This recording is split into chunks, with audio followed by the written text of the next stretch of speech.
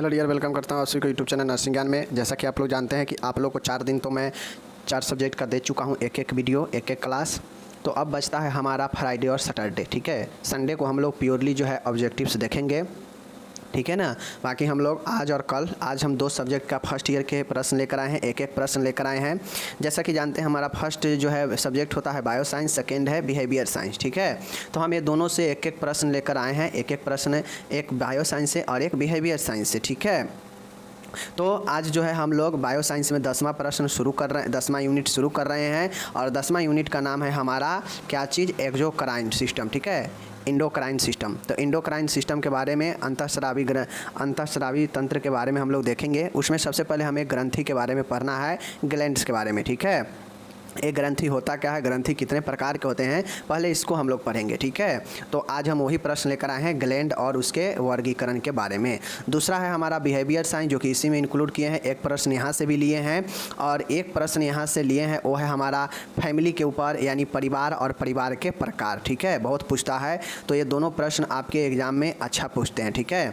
चलिए पढ़ते हैं अच्छे से। और एक एक प्रश्न लेने का मकसद यही है कि ताकि जो भी लोग हैं वो जो है जल्दी जल्दी अपना पढ़ाई पूरा करें और सिलेबस उनका क्लियर हो, ताकि रिवीजन शुरू करें हम, ठीक है। फिर से शुरू से रिवीजन करेंगे तो सबको क्लियर हो जाएगा, ठीक है। बाकी ये ख़त्म होने के बाद, ओके, पहले अच्छे से पढ़ लेते हैं, उसके बाद रिवीजन। माय डियर, यहाँ पे कहता है ग्लैंड क्या है, ग्लैंड के प्रकार बताइए, ग्रंथि होता क्या है। तो माय डियर, ग्रंथि जो होता है आपको बताना है कि ग्रंथि क्या होते हैं, ग्लैंड क्या होते हैं। तो देखिए, कोशिका के व्यवस्थित समूह को ही ऊतक कहा जाता है। जैसे अनेकों कोशिका मिलकर ऊतक का निर्माण करता है और वही ऊतक मिलकर हमारे बॉडी के रचना जो है बनाता है, निर्माण करता है। कुछ ऊतक या अंग विशेष प्रकार के रसायन, एंजाइम या हार्मोन का निर्माण करते हैं, ठीक है, उन्हें ग्रंथि कहा जाता है। अब देखिए, जिस प्रकार से बहुत सारे कोशिका मिलकर जो है ऊतक जो है बनाता है, ऊतक जो है अनेक कोशिकाओं के समूह को ऊतक कहा जाता है।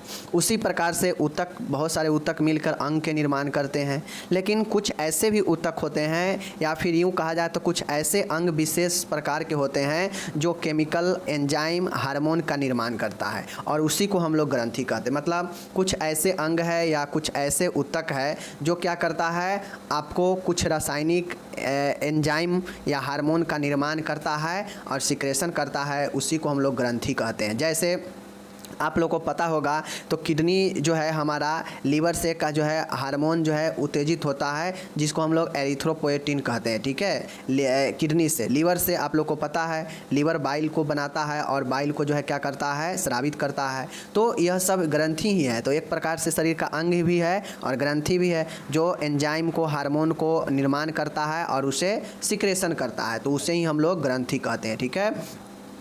एक ग्रंथि या तो ऊतक का समूह हो सकता है या फिर कोई अंग हो सकता है। क्यों? क्योंकि ऊतकों का समूह ही तो अंग बनाता है, तो वही अंग तो जो है हमारा सिक्रेट करता है एंजाइम का या हार्मोन का या कोई रासायनिक ऐसे चीज़ों का, जो हमें ग्रंथि कहा जाता है उसको, ठीक है।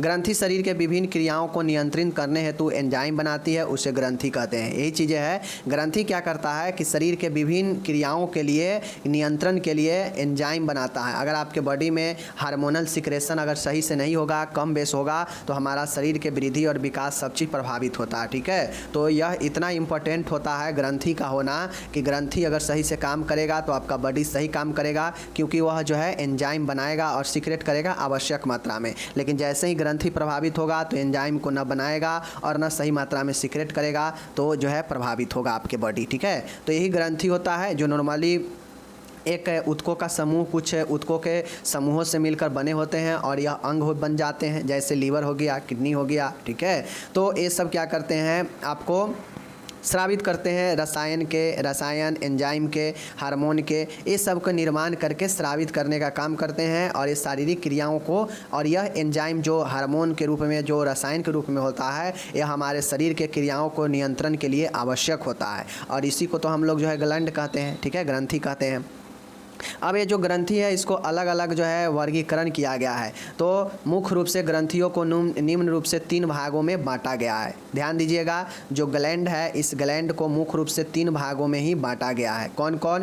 पहला है एक्सोक्राइन, एक्सोक्राइन के बाह्यस्रावी ग्रंथि कहते हैं। एक है हमारा एंडोक्राइन, ठीक है, एंडोक्राइन ग्रंथि जिसे अंतःस्रावी कहते हैं। एक है हमारा हेट्रोजीनियस जिसे विषम स्रावी जो है ग्रंथि कहते हैं। तो तीनों के बारे में हम लोग अच्छे से डिस्कस करेंगे। पहले जानिए एक्सोक्राइन बाह्यस्रावी ग्रंथि क्या होता है, ठीक है।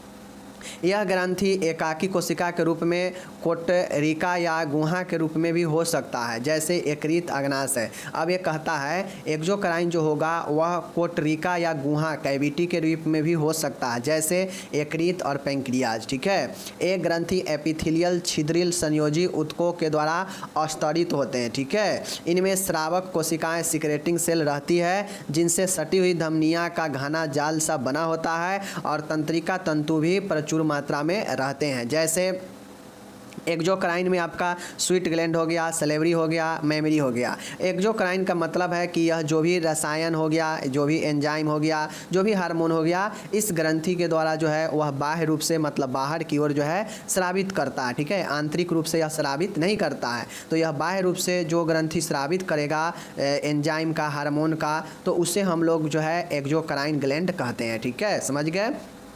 आगे देखिए, जैसे स्वीट ग्लैंड, सलेवरी और मेमरी ग्लैंड, ठीक है। दूसरा है अंतःस्रावी ग्रंथि इंडोक्राइन। अब इंडोक्राइन जो होता है यह भी ग्रंथि के एक प्रकार है। यह मानव शरीर में कुछ ऐसी ग्रंथियां होती है जिनमें अंतःस्रावी इंडोक्राइन ग्लैंड कहते हैं। देखिए हमारे बॉडी में कुछ ऐसे ग्रंथियां होते हैं जिसे हम लोग अंतःस्रावी ग्रंथि के नाम से जानते हैं, उसे कहते हैं, जिनमें नलिका नहीं होती है। अब जो इंडोक्राइन होता है ना, यह इंडोक्राइन जो ग्लैंड होता है इसमें कोई नलिका नहीं होता है, यानी यह जो है डक्टलेस होता है, ठीक है। यह डक्टलेस होता है, नालिका विहीन होता है। और यह इससे इस ग्रंथि से जो भी हार्मोन, जो भी रसायन, जो भी एंजाइम का सिक्रेशन होता है वह डायरेक्ट ब्लड में मिलता है और ब्लड के परिभ्रमण के द्वारा अंगों तक यह जो है रसायन हार्मोन पहुंचता है, जैसे पीयूष ग्लैंड, थायराइड और थाइमस ग्लैंड। यह सब जो है हमारा इंडोक्राइन ग्लैंड है, ठीक है, जो डायरेक्ट हमारे हार्मोन को या कोई भी केमिकल को या फिर एंजाइम को डायरेक्ट जो है ब्लड में सीक्रेट करता है। यह डक्टलेस होता है,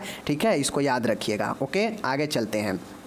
तीसरा है हेट्रोक्राइन ग्लैंड मीन्स विषम स्रावी। विषम स्रावी ग्रंथियाँ का मतलब होता है कि कई ऐसे भी ग्रंथियाँ होते हैं शरीर में रहती है जिनमें से स्राव नलियों द्वारा या बिना नलियों द्वारा सीधे तौर पर उत्कीय द्रव अथवा रक्त में प्रवाहित होता है। अब एक्सोक्राइन जो होता है वह नली के द्वारा बाहर की तरफ स्रावित होता है, तो वह जो है बाह्य स्रावी हो गया, ठीक है। वह डक्टलेस नहीं होता है, उसमें डक्ट यानी नलिका होता है जिसके द्वारा वह स्राव बाहर की तरफ निकलता है, तो वह हो गया एक्सोक्राइन।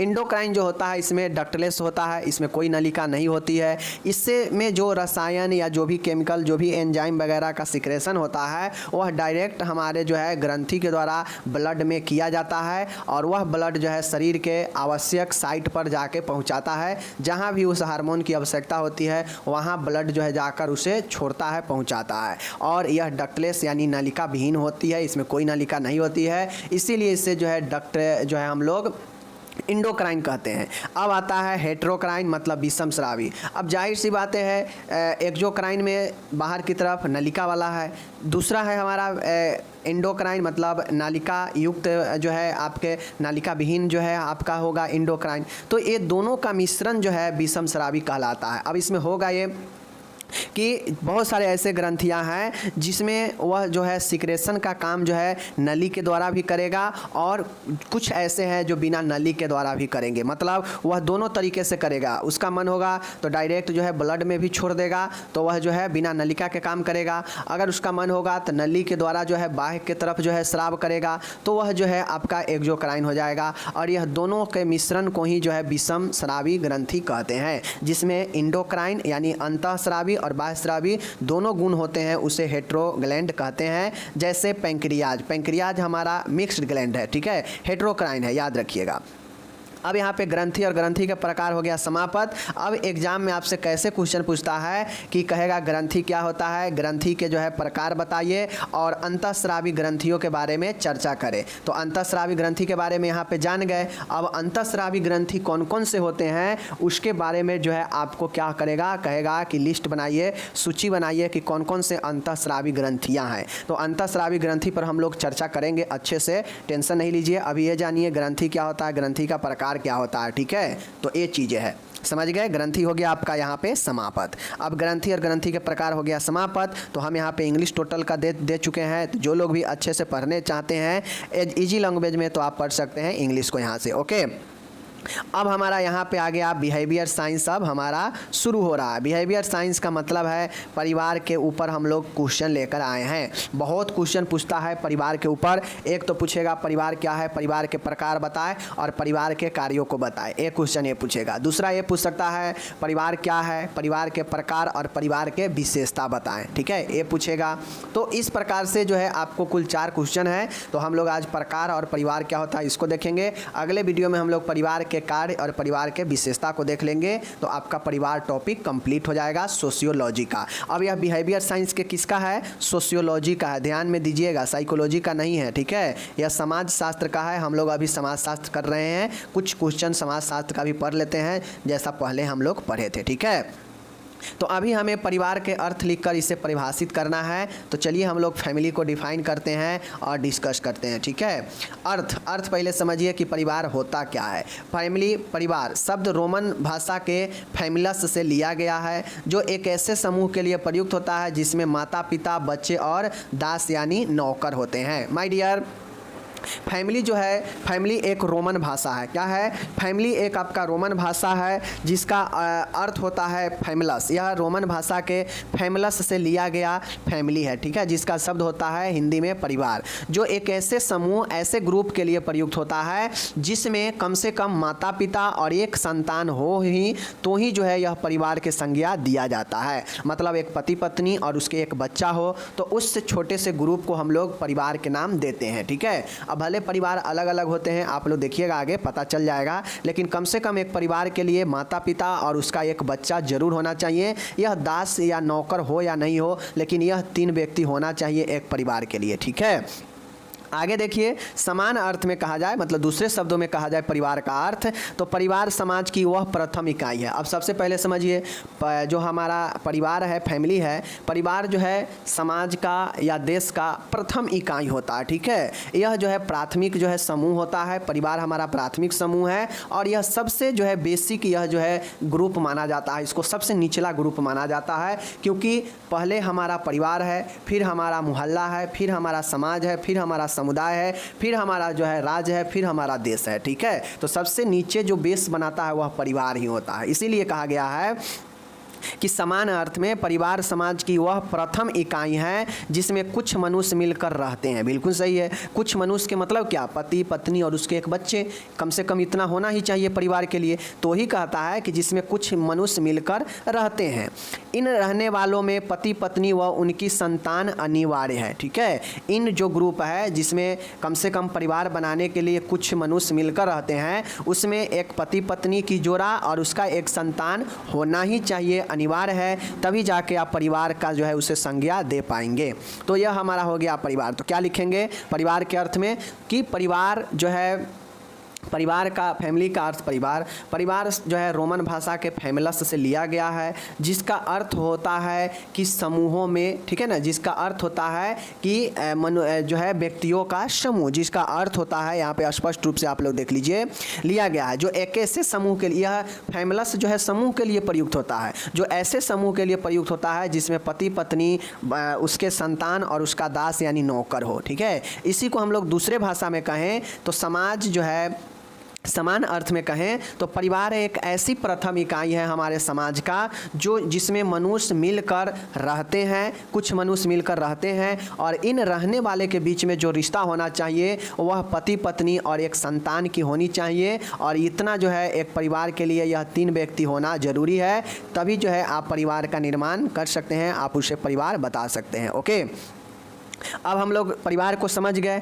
अब यहाँ पे डिफिनीसन समझते हैं फैमिली, परिवार का डिफिनीसन। माय डियर, परिवार के जो परिभाषा है लूसी मेयर के अनुसार हम लोग परिभाषा में एक जो है हम लोग सोशियोलॉजिस्ट के जो है लिए हैं, समाजशास्त्री को लिए हैं, जिनका नाम लूसी और मेयर है। ठीक है, लूसी मेयर ने कहा कि परिवार एक गृहस्थ समूह है। परिवार क्या है? एक गृहस्थ समूह है। बिल्कुल सही है, एक घर का समूह है। ठीक है, जिसमें माता पिता व संतान साथ में रहते हैं। इसके मूल रूप में अनुसार परिवार एक दंपति व उसकी संतान रहती है। तो लूसी और मेयर के अनुसार परिवार एक गृहस्थ समूह है जिसमें माता पिता और उसके एक संतान रहते हैं। ठीक है, यह किसने कहा? लूसी मेयर कहा। मूल रूप से परिवार एक दंपति मतलब एक जोड़ा जिसमें पति पत्नी और उसके संतान हैं, उसी को हम लोग परिवार कहते हैं। यह लूसी मेयर के अनुसार दिया गया तर्क है, डिफिनीशन है। ठीक है, तो लूसी मेयर के अनुसार परिवार एक गृहस्थ समूह है। यह भी कहे कि यह एक ग्रुप ही है जिसमें माता पिता संतान रहते हैं साथ में। इसके मूल रूप के अनुसार परिवार एक दंपति व उसकी संतान रहती है। ओके, कोई दिक्कत नहीं। आगे देखिए, आगे है परिवार के प्रमुख प्रकार को विस्तार से समझाइए। अब हम लोग देखने वाले हैं परिवार के प्रकार। परिवार को समझ गए कि परिवार एक ऐसा समूह है जिसमें कुछ लोग रहते हैं, उसमें खासकर पति पत्नी और उसके एक संतान अनिवार्य रूप से होनी चाहिए, और यही जो है आपके परिवार का निर्माण यानी परिवार कहलाता है। ओके, लूसी मेयर के अनुसार वही है कि परिवार एक गृहस्थ समूह है जिसमें पति पत्नी और उसके एक संतान रहते हैं। ठीक है, अनिवार्य रूप से पति पत्नी यानी एक दंपति और उसके बच्चे जो है होते हैं। ठीक है, यह लूसी मेयर के अनुसार है। तो दोनों तर्क मैंने आपको बता दिया, दोनों तर्क लगभग एक जैसे ही हैं। अब आता है परिवार के प्रकार, मोस्ट वीवीआई प्रश्न है। ठीक है, कोई भी परिवार से संबंधित क्वेश्चन कोई भी घुमा देगा, लेकिन प्रकार आपको सब में आ ही जाएगा। परिवार को चलिए प्रकार को देखते हैं। परिवार के विभिन्न रूप देखने को मिलते हैं जो किसी स्थान की भौगोलिक, सामाजिक, संस्कृति, आर्थिक एवं राजनीतिक परिस्थितियों के परिणाम होते हैं। माय डियर, परिवार जो है विभिन्न रूप में देखने को मिलते हैं। अब आप लोगों को पता होगा कि परिवार जो है छोटा होता है, परिवार बड़ा होता है। कितना लोग होते हैं जो अपने, जैसे कोई मेल है, ठीक है, मेल है, शादी कर लिया और शादी करके उसको मान गए ससुराल में उसका कोई जो है उसको साला वाला नहीं है, तो उसको क्या मिल जाता है? नवासा जिसको कहते हैं वह मिल जाता है। ठीक है, और वह जो है अपने ससुराल में ही रह जाता है, घर उर बना लेता है, अपना घर त्याग देता है, तो वहाँ जो रह जाता है तो उसका भी एक अलग वहाँ का परिवार हो जाता है। ठीक है, अगर वह अपने घर में रहता है पत्नी के साथ में, अपने माँ पिता के घर रहता है अगर लड़का, तो उसका एक अलग कैटेगरी है। संख्या के आधार पर अलग कैटेगरी है। ठीक है, तो अलग अलग कैटेगरी में परिवार के प्रकार को बांटा गया है। यही कहता है कि परिवार को विभिन्न रूप देखने को मिलते हैं जो किसी स्थान की भौगोलिक मतलब जियोग्राफिकल, सामाजिक, सांस्कृतिक, आर्थिक और राजनीतिक परिस्थितियों के परिणाम होते हैं। मतलब अलग अलग स्थान में अलग अलग परिवार होते हैं, अलग समाज में एक अलग परिवार, आर्थिक स्थिति, राजनीतिक परिस्थितियां के परिणाम के कारण जो है विभिन्न रूप देखने को मिलते हैं परिवार के। कौन कौन से रूप है? चलिए, विभिन्न आधारों पर परिवार को निम्न प्रकार से बांटा जा सकता है। अब अलग अलग आधारों पर, ठीक है ना, परिवार को हम लोग अलग अलग प्रकार से बांटते भी हैं। हम लोग नहीं बांटते हैं, मतलब सोशियोलॉजिस्ट, समाजशास्त्री ने बांट कर चले गए हैं बेचारे, जिसको हम लोग पढ़ रहे हैं। तो अलग अलग आधार दिया गया है। ठीक है, पहला आधार होता है सबसे महत्वपूर्ण सदस्यों की संख्या के आधार पर। अब माय डियर, सदस्यों की संख्या के आधार पर कहा जाए तो आप लोग देखते होइएगा कि कुछ जो है परिवार होते हैं जहाँ पे पति पत्नी और उसका एक संतान हो जाता है, तो वही रहता है बस 3 आदमी। गांव में देखते होइएगा तो 10-10 आदमी, 20-20 आदमी, 30-30 आदमी के जो है एक परिवार होता है, तो वह ज्वाइंट फैमिली होता है। ठीक है, शहर में ज़्यादातर लोग जो है अपने ज्वाइंट फैमिली में रहना पसंद नहीं करता है, क्योंकि वहाँ पर आज़ादी नहीं मिलता है अपना काम करने का, अपना स्टाइल जीने का। तो इसलिए अपना पति पत्नी और बच्चा है तो सब जो है साथ रहने लगता है। तो यह अलग अलग जो है आपके संख्या के आधार पर, on the basis of number of member, सदस्यों की संख्या के आधार पर परिवार को अलग अलग बांटा गया है। ओके, पहला है केंद्रीय या एकल परिवार, न्यूक्लियर या अलोन फैमिली। इसमें होता यह है कि यह परिवार के सबसे सूक्ष्म और छोटा रूप होता है, जिसमें एक पुरुष, एक स्त्री तथा उनके एक अविवाहित बच्चे शामिल होते हैं। अविवाहित का मतलब कि एक पति पत्नी है और एक उसका जो है बच्चा है जो अभी अविवाहित है, तो जाके हम इसे एकल फैमिली कहते हैं। ठीक है, यूँ कहा जाए तो 3 से 4 जो है फैमिली मेंबर का एक फैमिली होता है, तो उससे हम लोग जो है क्या कहते हैं? न्यूक्लियर फैमिली एलोन फैमिली कहते हैं, ठीक है। उसमें दूसरे पीढ़ी के लोग नहीं बसते हैं, बस एक ही पीढ़ी के जैसे माता पिता और उसके संतान। तो ये जो है हमारा न्यूक्लियर फैमिली होता है, एकल फैमिली, छोटा फैमिली, ठीक है। तो ये चीज़ है, और ये जो चीज़ें होता है ज़्यादातर आधुनिक समाज में यह न्यूक्लियर फैमिली बहुत पाया जाता है। आधुनिक समाज कहिए या शहरी समाज कहिए, यहाँ पे ये चीज़ें बहुत पाया जाता है। दूसरा है संयुक्त ज्वाइंट फैमिली। ज्वाइंट फैमिली का मतलब होता है माय डियर कि एक ही परिवार में जो है 3 या 3 से अधिक पीढ़ियों के जो है लोग रहते हैं। जैसे आपके जो है परदादा हो गए, फिर दादा हो गए, फिर आपके पिताजी हो गए। तो ये लोग जो है आपको 3 पीढ़ी या इससे अधिक पीढ़ी के लोग अगर एक साथ रहते हैं तो इसे ज्वाइंट फैमिली हम लोग कहते हैं, ठीक है। यानी दादा भी है, चाचा भी है, आपके पिताजी भी है, तो ये लोग का जो है अलग अलग पीढ़ी हो गया। तो ये 3 या 3 से अधिक पीढ़ी के लोग कम से कम होगा तो 10, 15, 20 आदमी तो हो ही जाएगा एक परिवार में। तो इसीलिए इसे ज्वाइंट फैमिली कहते हैं। इसमें संख्या ज़्यादा होता है। इनकी संपत्ति सामूहिक होता है क्योंकि सब एक साथ कमाते हैं, खर्च करते हैं, एक दूसरे के सभी अधिकारों को और दायित्वों को निभाते हैं। और ज्वाइंट फैमिली चलता तभी है जब आपस में सब प्रेम बना के रहते हैं। तो जब आपस में सब प्रेम बना के रहता है तो ज्वाइंट फैमिली से बढ़िया कोई फैमिली नहीं होता है, ठीक है। आजकल भाग दौड़ के ज़िंदगी में लोग अपना अलग अलग लाइफ स्टाइल, अलग जीवन बनाना चाहता है, अलग तरीके के, इसलिए सब अपना घर द्वार जो है छोड़ छाड़ कर शहर की तरफ जाता है और पति पत्नी और एक बच्चा 2 बच्चा रहेगा उसके साथ रहता है। तो ये सब जो है होते रहता है। बाकी संख्या के आधार पर न्यूक्लियर ज्वाइंट फैमिली पता हो गया। तीसरा है एक्सटेंडेड फैमिली, विस्तृत फैमिली। अब ये जो विस्तृत फैमिली होता है इसमें जो है आपके क्या होते हैं, आपके रिश्तेदार भी शामिल होते हैं, ठीक है। इसमें आपके रक्त के संबंधी तो होंगे ही, लेकिन आपके अन्य संबंधी भी ऐसे परिवार में शामिल होते हैं जहाँ पे संख्या बहुत अधिक होता है, ठीक है। जैसे आपके मामा हो गए, आपके घर में तो सब लोग हैं ही, साथ में आपके मामा के भी फैमिली अगर इंक्लूड हो जाते हैं तो यह एक्सटेंड फैमिली हो जाता है, विस्तृत फैमिली हो जाता है। तो यह संख्या के आधार पर यह 3 प्रकार से बांटा गया है, मैंने आपको बता दिया।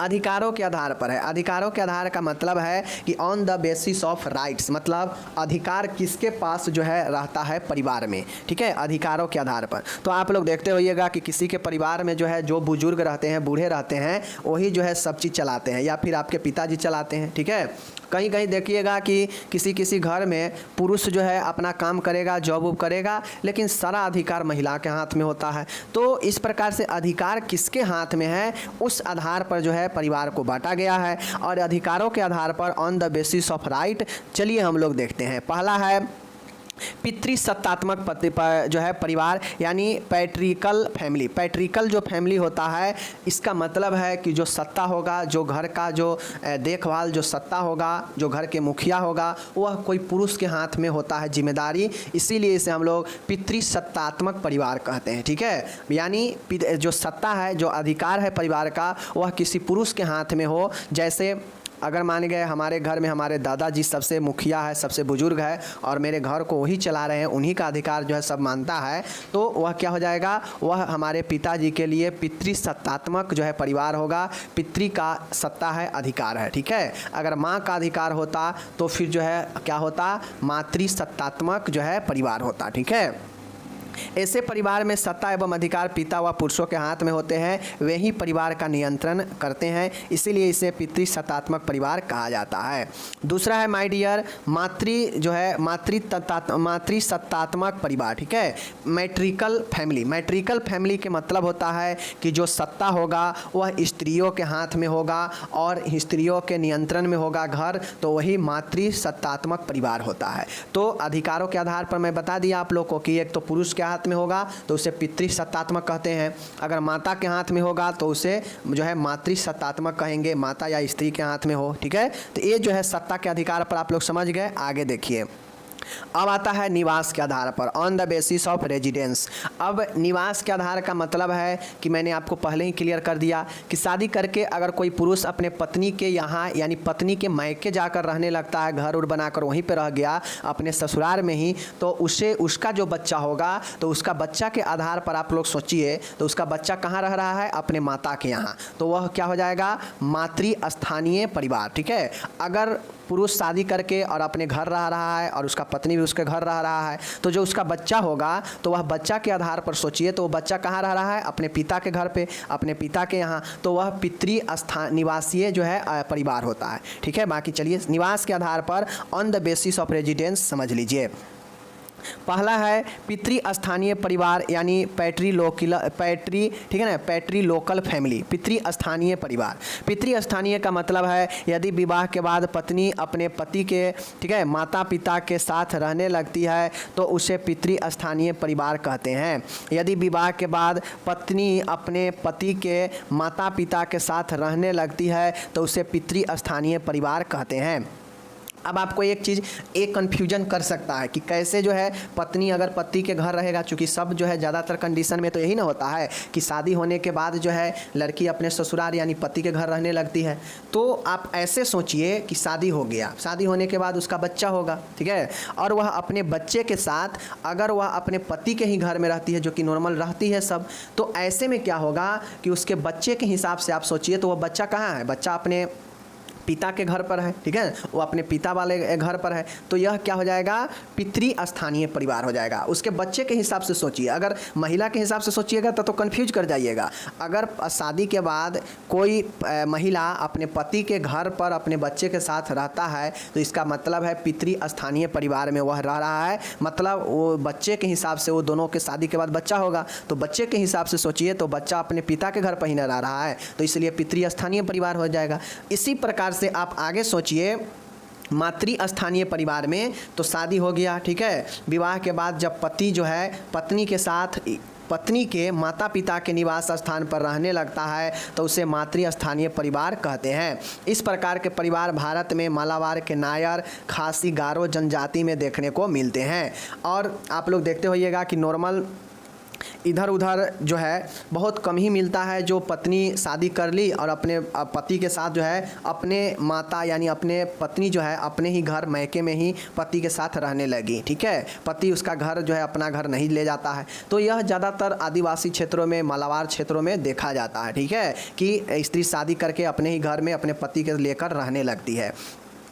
तो आप सोचिए शादी हो गया, उसका बच्चा होगा, अगर वह महिला के घर पर वो अपने नाना के यहाँ रह रहा है तो इसका मतलब क्या होगा कि वह अपने माता के स्थान पर रह रहा है, यानी मातृ स्थानीय परिवार। समझ रहे हैं? तो यह दो कंडीशन हो गया, मैं आपको बता दिया। तो स्थान के आधार पर, निवास स्थान के आधार पर आप लोग जान गए पितृ स्थान और मातृ स्थान। ओके, लास्ट वाला है विवाह के आधार पर, on the basis of marriage, विवाह के आधार पर। विवाह के आधार पर का मतलब है कि एकल विवाह और बहु विवाह। एकल विवाह का मतलब होता है कि एक विवाह परिवार में पुरुष को एक समय में केवल एक स्त्री से विवाह अनुमति होती है, अतः इस प्रकार का परिवार एक पुरुष व एक स्त्री मिलकर बनाता है, ठीक है।